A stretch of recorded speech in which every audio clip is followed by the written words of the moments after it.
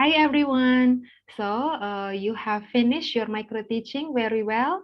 You did a great job, everyone. Yeah, even though some of you might encounter some technical problems or even connection, but you did a great job. Okay. So I think after I joined in some of your group Zoom links and I observed, so I think I will need to summarize a little bit about what I have been observing so far throughout your micro teaching in each group. Okay.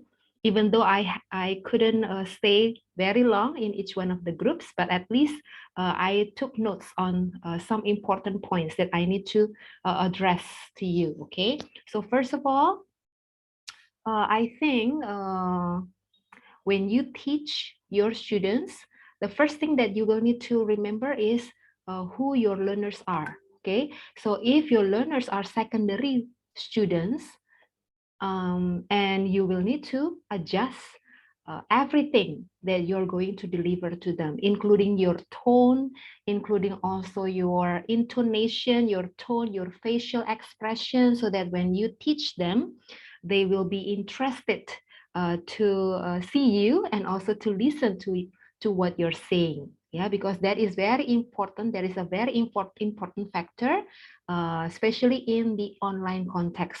Because if your students are not interested in looking at you or listening to your voice, that is very flat, for example, then they won't be interested to listen more from you, right?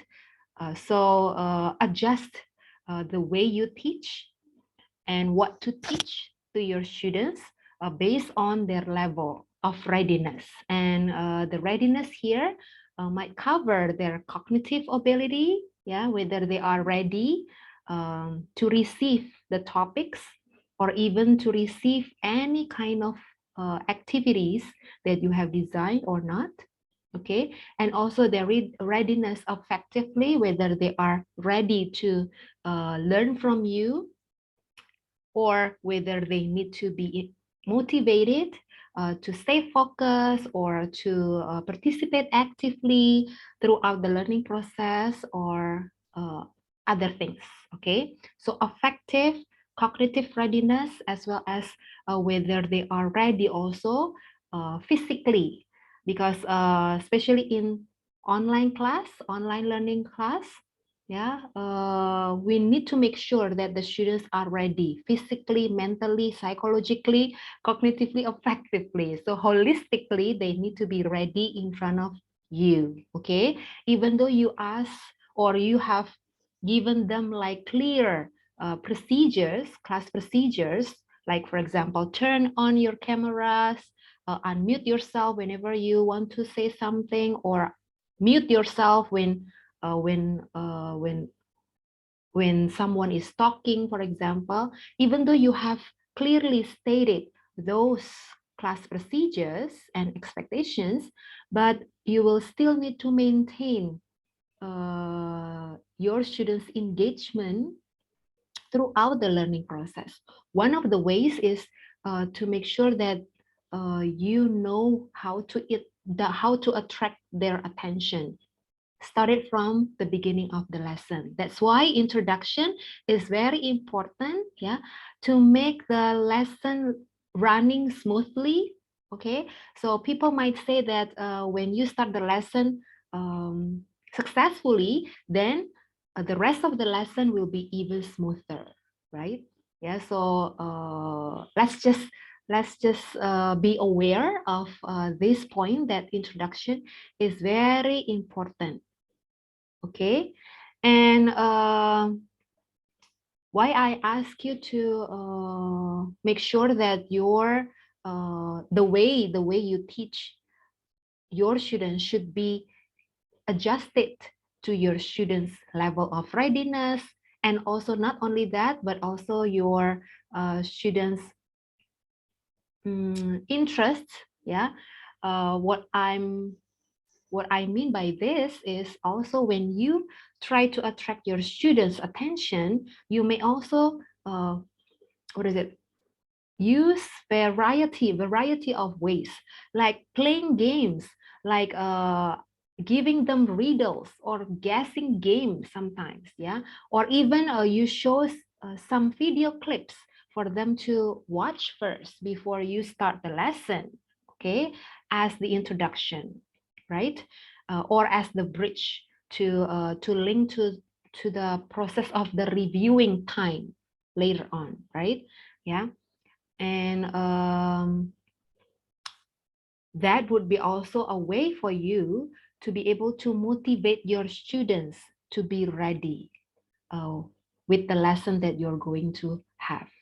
And in another group, I also in some groups also I found out that uh, there were some feedbacks from your friend toward your micro teaching. Yeah, for those of you who forgot to ask your students to open the class with a prayer, well, is that is not a must though, yeah, but that is actually the habit, the culture that we want our students to have as well. So before they study, they will need to surrender to God and ask for God's blessing and blah blah blah, right? And also, if you are going to be placed later on in schools where there is also a culture of, like, for example, when before the class is started, and the students will need to stand up and then greet the teacher, good morning teacher, blah blah blah. So it all depends on each school's culture, okay? So it's not a must though, to what is it, to have those kind of procedures, but opening prayer is, I think, is a necessity, yeah, for us to build culture, a holistic culture, a holistic habit for our students to surrender themselves before God, before doing anything, any activities. Okay, guys, got it? Okay, good. And another thing also that I wanted to point out is also the use of language. Since you're teaching English and specifically you're going to target to improve your students' listening and speaking skills, then you will need to make sure again that what you have planned, I mean, especially the topic that you have chosen and plan to deliver to your students will be will integrate the biblical values as I mentioned earlier, yeah. And the language use, or the use of language that the language that you use throughout the learning process can be adjusted again with your students' readiness, right? In some of your micro teachings that I just saw just now, you use mixed languages, Indonesian and English, right? Which is okay. It depends on each school's what is it, culture, and also the students' needs, students' readiness, right? But you will need to make sure that the use of mixed language won't take most of the time of the teaching practice, okay, and would be too overwhelmed for you as the teacher as well, and also for your students, because it will consume longer time, right, for you to switch languages interchangeably at the same time. My suggestion would be, if you would like to use mixed languages, make sure that you will only use those languages only on the special or the important parts of the lesson that you would like to emphasize, that you want your students to really understand, to have a full understanding toward a specific thing. Okay, so like emphasizing important points that you have planned, then you may use Indonesian. Yeah, but a part of that, you may use English, but with the help of your body gestures, your intonation, and your speed as well. Yeah, so don't make the learning process too overwhelming for your students, and as well as for you, since some of you experience this uh, during your micro teaching just now. You use mixed languages, right?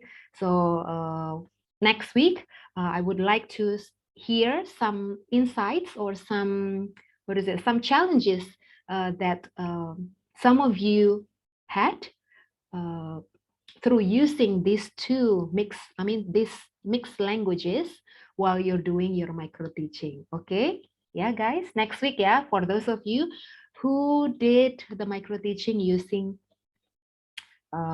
mixed languages, share with us the challenges that you found, that you face. Okay, yeah, and a last point that I would like to point out or address would be still related to the first thing that I pointed out just now, that you will need to adjust your materials, your topic, even your integrated biblical values within your topic. You will need to make it simple and adjustable and also understandable for your students. Remember, you're not teaching your friends, okay? Your friends in your group are just your pretended or imaginary students, but you're teaching secondary students, right? As you have planned on your lesson plan, right? So it means that you will need to adjust your materials, your PowerPoint slides, even the things that you put there on your slides. It needs to be adjustable and it needs to be understandable by your students. Okay, I saw that most of you even you put all things, all points like learning objectives, ensuring understanding, essential question, and you put all the points, all the numbers there with long sentences. What do you think, guys? If you were the secondary students, if you were your students, will you be able to understand those points that are written there on the PowerPoint slides? Or will you ignore those points? What do you think?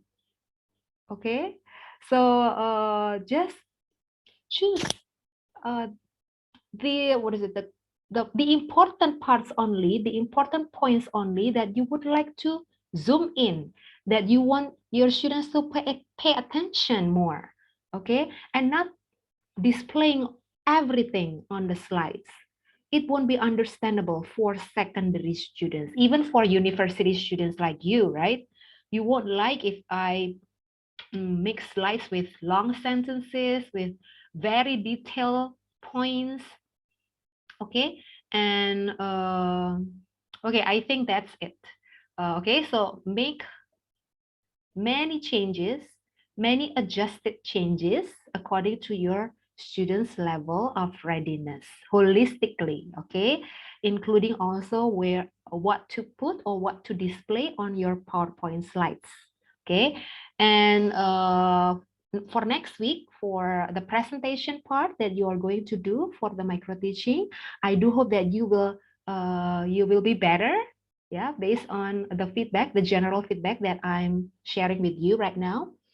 You may also prepare for the slides even easier and easier and understandable for your students, as I said before. Okay, guys, I think that's all the things that I needed to share with you, okay, based on your micro teaching part 1 introduction. Okay, goodbye, everyone. God bless you for your preparation for next week. Okay, bye. God bless you. Semangat.